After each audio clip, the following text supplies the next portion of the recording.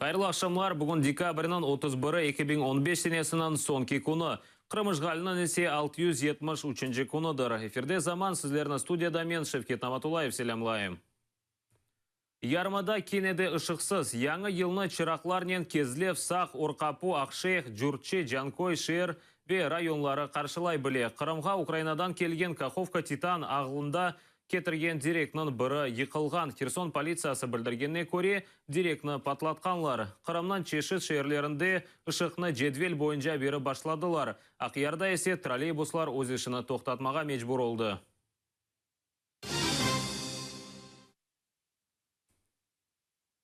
Кереш паром кечті Фортуна қафы себебінден өз ішіні тоқтатты. Морская дирекция диспетчер қызметі елчыларына кезінтілерден вазгечмеге чағыра. Түневін паромлар ағыр шарайтлерде чалышқан. Кечітте yüz берген деңішмелеріні онлайн режимде назарет етмеге теклиф етелер. Синоптиклерінің малюматына көре суықлар январының 4-не қадар үкім сүрежектір.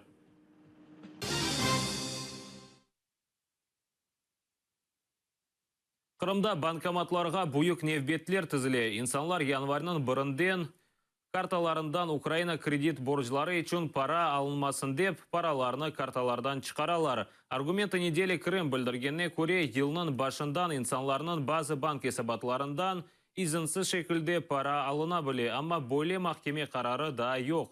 Қатырлатамыз, Русияде Девлет Думасы Қырым сакинлеріне Украин банкларындан алынған кредитлеріні қайтармаға авале берді.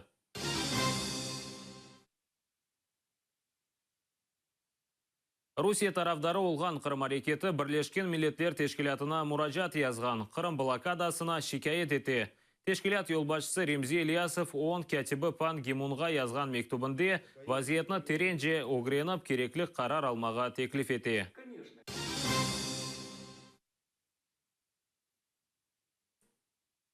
Қырымлы сияси мабуслар Александр Костенко, Геннадий Афанасьев и Александр Кольченканың аналары мабуслар қоранталары насыл яшағанлары ақында икәе еттілер. Костенко Евромайдан иштиракчысы, оны Рус махкемесі училға апске алды. Санки Майдан вақтында Беркут Хадимыне таш атқан. Афанасьев фоторесамжы, оны терроризмде қабатлап, 7,5 елға апске ташладылар. Кольченко активист, оны да терроризмде қабатладылар ве 10 ел апс жазасыны белгіледілер.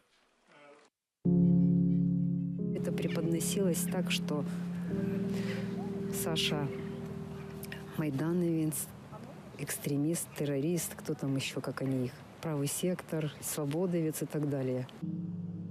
Я скажу, что правосудия нет в России. У них всегда есть козлы отпущения и люди, на которых можно указать пальцем, неугодные, которые как-то сопротивляются или не принимают политику государства и имеют свое мнение. В Крыму особо единомышленников у нас нет, потому что цель, в принципе, всего этого дела и акции, она достигнута. Люди боятся сами сесть в тюрьму. Вообще абсурдно такое обвинение в терроризме. Это вообще в голове не укладывается, в чем его обвиняют. Саша не террорист.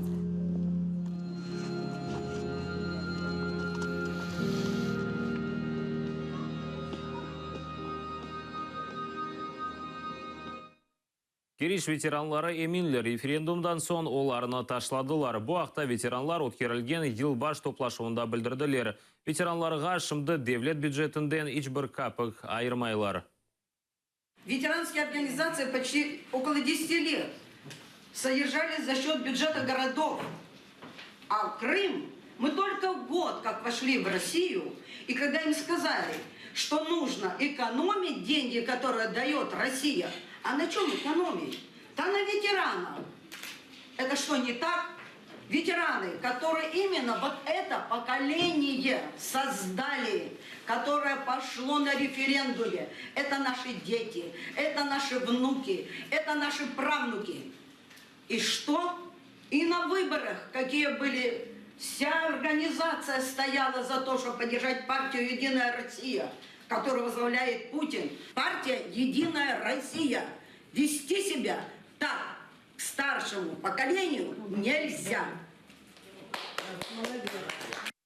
Қырым балалары үшін yollanacak Украин китапларының бірінші қысымы азыр. Акция тешкілятшысы шоумен Сергей Притула. Он ешіриятнен аңлашып Украин тілінде 100 китапны бастырды. Оларының арасында «Червона книжечка», «Мумитроли», «Кайдашева семья» ве дигерлері. Декабрь башында Сергей ичтимai ағларда Қырым сакинлеріне мураджат етіп, китапны қабыл етмеге істегенлеріні евелден білдірмеге чағырды. Китаплар Ахмеджит, Гаспра, Ялта, Сах, Кезлев, Ахяр, Кереч, Судақ, Новофедоровка, Кипарисная, Алуштаве, Сарабусқа yollanacaklar.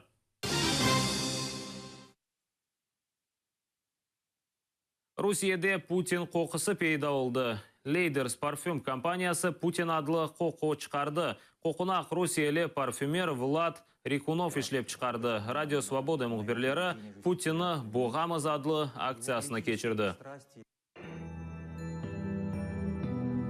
Извините, пожалуйста, а вот у нас тут акция называется «Душим Путина». Мы вышли духи с Путиным. Хотите вас подушим Путиным? Давайте.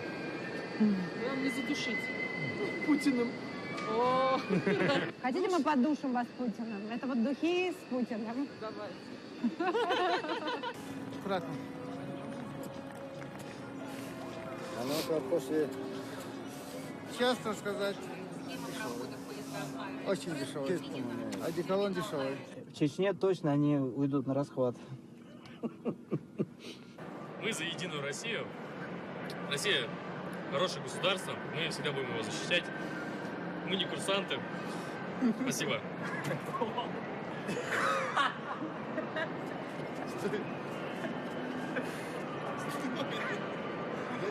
Путин! Спасибо, даже бесплатно не надо. Давайте. Куда вас подушить? Хотите бакнуть Путина? И сколько это? Это 6500. Вот тут вот ордер.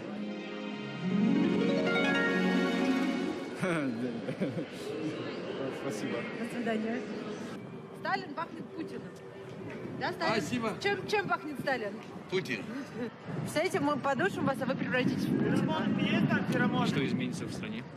Ну вот это к вам вопрос. Ничего. Русия мектеп талебелері Украинаны яңы елнен хайырладылар. Ленинград вилаятының мектеплерінің бірінде украинлерге өз тілеклеріні яздылар. Esas fikir dostluk ve barışık. Videonu çıkarganlar öz izatlарында bildirirler ki, onların fikirine Rusiya vatandaşlarının ekseriyeti kol tutmay. Привет, Россия! Здравствуй, Украина! Мы приветствуем всех тех, кто нас сейчас смотрит. Мы ученики одной из российских школ. Мы учимся в разных классах, слушаем разную музыку и воспринимаем мир тоже по-разному. Но есть то, что нас объединяет. Мы всей душой не хотим, чтобы в сердцах людей жила ненависть и подлость. Мы не хотим, чтобы идеология затмевала разум и вступала в борьбу с человечностью. Ведь каждый вправе выбирать. У каждого из нас есть право быть ответственным. Кожен має право розмовляти тією мовою, якою він хоче. Каждый способен быть искренним перед собой и окружающим. Мы от всей души желаем нашим странам успехов в новом году и очень надеемся, что стена недопонимания и вражды между нашими странами будет разрушена до основания. С Новым годом! Атер телеканалы V15 даққа орг сайты Қырым сакинлеріні яңы еліні Украина вақты бойынша қаршыламаға чағыра. 2015 сенесі Қырым татарлар ве бұтын Қырым үшін ағыр олды. Бүгінгі күнге қадар апсте Қырым татар сиясет мабуслары ве активистлер болуына оларға низбетін репрессиялар тінтувлер тоқталмай. Қырымда АТР ләле телеканаллары Мейдан радиосы қапатылды. Чоқсы Қырым-татар газеталары есе қапатылу хафа астында. Бұна бақмадан сербестлік дайма юреклерімізде яшай. АТР телеканалы V15 даққа орг сайтының тақымы қимет ве шерефні білген қырымларыны яңы 2016 сенесіні Киев вақты бойынша қаршыламаға чағыра. Бұл соңки хаберіміз еді, ләкин біз сізден сағылықлашмайық 8:30-та нетиже заман программасында көрішкенже.